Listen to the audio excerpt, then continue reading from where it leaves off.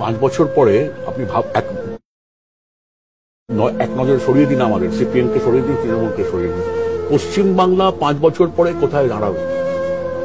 এ রাজ্যের ছেলেমেয়েরা কোথায় যাবে? রাজ্যে পড়াশোনা করছে, ইনফোসিস উইপ্রো এলো না, তার মানেটা কি? ছেলে মেয়েগুলো একটু ভালো লেখাপড়া শিখেছে, কম্পিউটারটা জানে, ইংরেজি জানে, তারা কোথায়? তাদেরকে আবার ছুটতে হবে বাঙ্গালোরে। 5 বছর পর পশ্চিমবাংলা কোথায় গিয়ে দাঁড়াবে? কলকারখানা নেই, রাস্তা নেই, বিদ্যুৎ নেই, পশ্চিমবাংলায় আমরা কিসের ওপর দাঁড়াবো 5 বছর পর? সারা দেশ তো আমাদের দিকে হাসবে। ইন্ডাস্ট্রি, বড় মাপের ইন্ডাস্ট্রি করতে হবে, বড় শিল্প না হলে হয় না। বড় শিল্প হলে তার হাত ধরে ছোট মায়াবীরা আসে, যে মুড়ি বিক্রি করে, বাদাম বিক্রি করে অর্থনীতি চাঙা করা যাবে। দুর্ভাগ্য আমাদের এটা শুনতে হচ্ছে সব বছর। ধরুন, সমালোচনা তো করতে হচ্ছে রাজ্যের দিকে তাকিয়ে। এটা কি হচ্ছে? পাড়ার জলসাটা এখন সরকারি জলসা, এই লেভেলে একটা সরকার চলছে।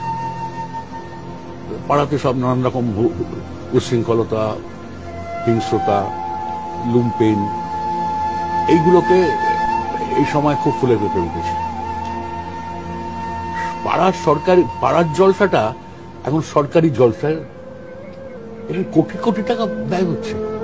মাঝে মাঝে একটু লাল, সাদা, নীল রং, একটু তিনবাতি আর জলসা। সরকার চলছে বলে তো মনে হচ্ছে।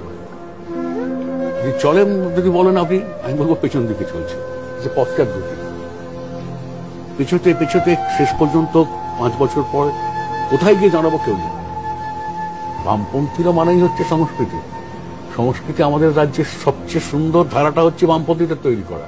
চিরকাল তো আমাদের মসজিদ চলেছে, মন্দির চলেছে, গির্জা চলেছে, ধর্মপ্রাণ মানুষের তাদের নিজেদের দানে। তো হঠাৎ এই দায়িত্ব সরকার নিতে গেলেন কেন? নিতে গেছেন বলেই তো বিজেপি আজকে মাথা তুলছে। এই রাজ্যে বিজেপিকে আবার খানিকটা জমি ছেড়ে দেওয়া হচ্ছে এইসব কাজ করতে।